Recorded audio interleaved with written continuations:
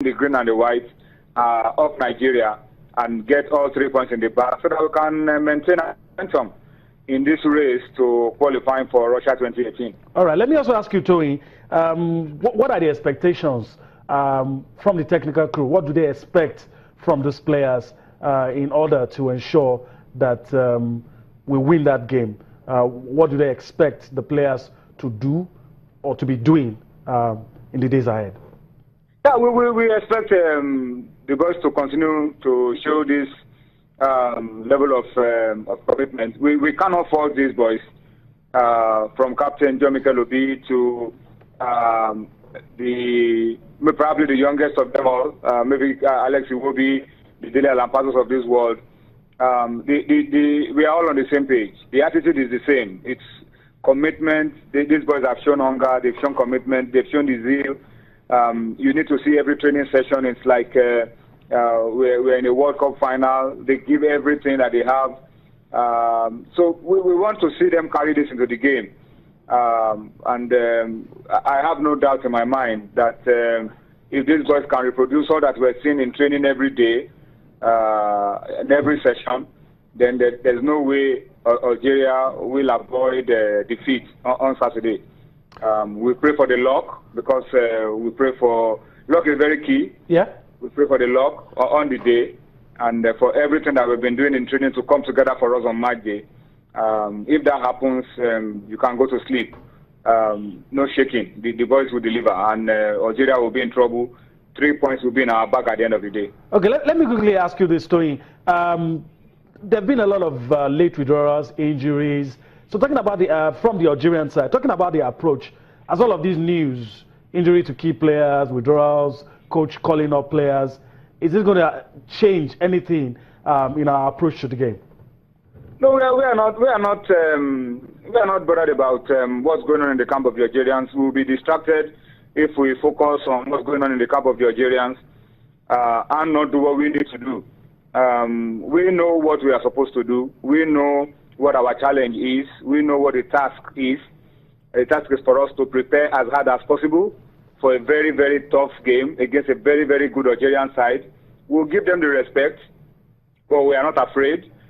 We will not take things for granted, and we will go out there to fight for the green and the white. Whatever injury worries they have, we know that on Saturday they will present 11 players, and they will have the compliments of the players on their bench. So it's not about the players who they line up or who they don't line up. It's about the battle to go to the World Cup in Russia in 2018. And we missed out of the Nations Cup. We know Nigerians are aching. We know Nigerians deserve more. And that is firing us up, motivating us into trying to give something extra to make it to the World Cup in Russia. So it doesn't matter who they line up. It doesn't matter who withdraws or who is included in the team. We know what we're supposed to do. Get on that pitch on Saturday, defend the green and white of Nigeria, win the game for Nigeria, and continue our good start to the World Cup qualifiers. Take it one game at a time. And we believe that approach will work for us. If we take it one game at a time, we'll just discover at some point that there is no more game to play because we have won all our games and we have picked the ticket to the World Cup. That's our plan. And Algeria is next in line. We'll take them out on Saturday, and then we'll see how far we'll go. All right, Tony, I want to thank you for your time on the show. Wishing the Super Eagles and the technical crew all the best. That was Tony Pt.2, the Super Eagles media officer. Let me come to you guys quickly. Let me start with Toleman. Is there anything that you would have loved to be done differently? Talking about our preparation, or everything has been the way it should? Well, for one, we need to commend the attitude of the players, in arriving within the specified time as instituted by the coach himself. And then again, we also need to commend the coach, Coach Raw, for one particular technical approach which he has been working with since he took on this job, and that is being able to identify key players he needs to execute his plan and get them into camp into the games. He goes for 23 players, except in the event of injuries or withdrawals. he knows he goes for 23 players. That's a departure from the past. from the norms which we actually were used to, where we have 30 or even more players being invited into camp. Then we start one trial or the other, sifting, and all of that. But here he goes for 23 key players. These are those I want to work with for the game at hand, and it is very important with the mindset for the players. Tonte, let me allow you to add your voice to this.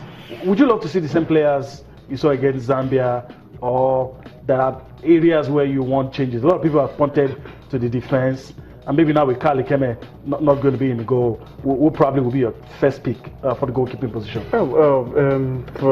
It's quite unfortunate not to see Kali Keme in goal, and naturally somebody has to rise to the occasion. And as it is, the choices will be between Daniel Akpeyi or Ezinwa. Alan Pasu has not essentially been tested at the Super Eagles level. But that said, I think expect to see Daniel Akpeyi in goal. Okay. Then defensively, yes, that's actually because it was suspect against the Zambians. But William Trostekong did a brilliant job in defense. Omero is still. Permit me to, audience should permit me to say that he's still a culprit in defense.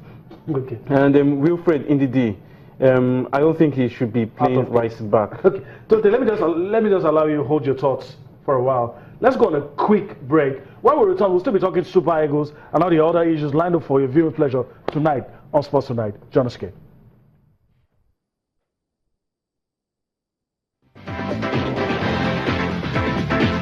We have consolation. That is why we are celebrating them today as real good players that warrant this kind of support, appreciation, and reception. So we are happy with them. Challenge Cup or no Challenge Cup, we are waiting for the next turn. By the grace of God, we are going to get this cup. That's why we are giving them all the encouragement, money bonuses, plots, and so many other facts. We are going to conclude the completion of the stadium in the next 2 months.